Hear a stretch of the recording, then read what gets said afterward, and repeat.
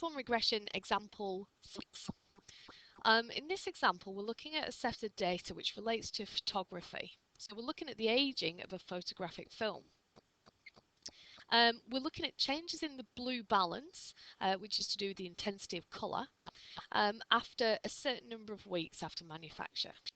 So the first thing we're asked to do is calculate the regression line of y on x. The first thing you need to do, because we're not given the data in the question, is work out the quantities that you're going to need. So if we are going to work out b, we're going to need sxy over sxx. And if we're going to work out a, we're going to need y bar minus b x bar. So if you think about the quantities you're going to need, for sxy,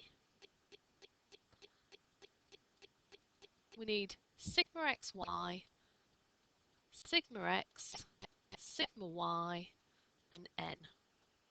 For sxx, we need sigma x squared. We'll already have worked out sigma x on the line above, and so that's that one sorted out. So, up at the top, pause the video at this stage and work out these quantities like we did when we were in the correlation booklet. So if you pause the video, you should have worked out these values.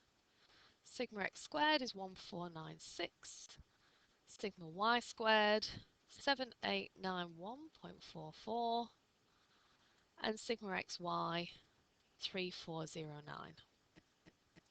So if we substitute those in, I won't go through this step by step, but if you work out sxy, you should get 823.8, and sxx, you should get 438. So just quickly pause the video and just check you can work out those quantities here. Okay, so going back over to this side to work out b, substitute those values in, and we get an answer of 1.880 and so on. Save that on your calculator, and then a is y bar, so we add up the values of y, 224.8, divide that by 8 because there's 8 values in the question, 8 pairs of values.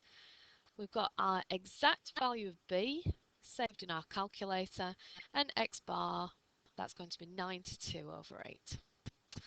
Work that out, and for a, hopefully we get 6.47 to 3SF. So the equation of our line is a plus b, we can round b off now, x. So that's the equation of our regression line. We're now going to start to make some predictions. It asks us to predict the change in blue balance 10 weeks after manufacture. Now if you look back up at the top, the number of weeks after manufacture is x and the blue balance is y. So what we're going to do is use this formula we've come up with to make a prediction. 10 weeks after manufacture, x is 10, and if you substitute 10 into here, 6.47 plus 1.88 multiplied by 10, and if you substitute that in, you get 25.3 to 3SF. You could make that even more accurate by using the full values of A and B. I've used the rounded values there, so mine won't be quite as accurate. We're also asked to do this 40 weeks after manufacture. So same process, substitute in 1.88. And you should get 81.7. Okay.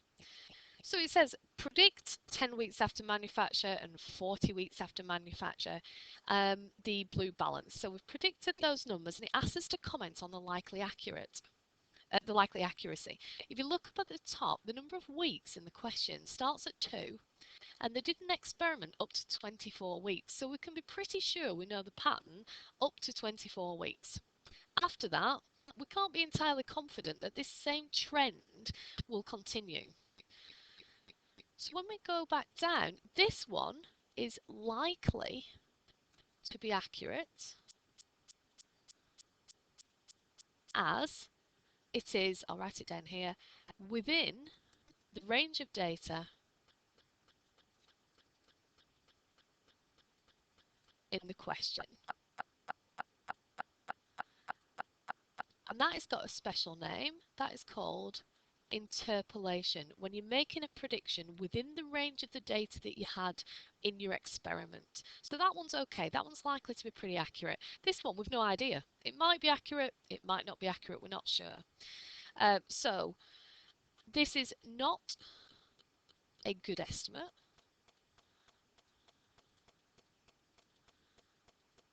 as it is outside the range of data given in the question.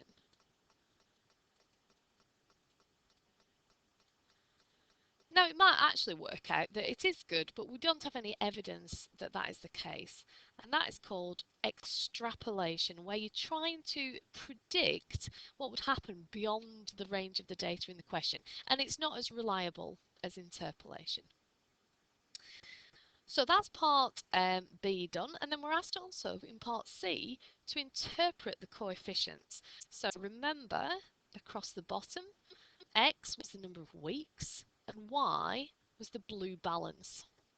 We've got a regression line, crosses here at 6.47, and it's got a gradient of 1.88. So that means that for every one along, we go 1.88 up.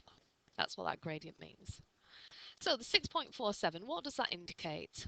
Well, that tells us that if X is 0, so in other words, no weeks after manufacture, or in other words, at the point it's made, no weeks after manufacture, the blue balance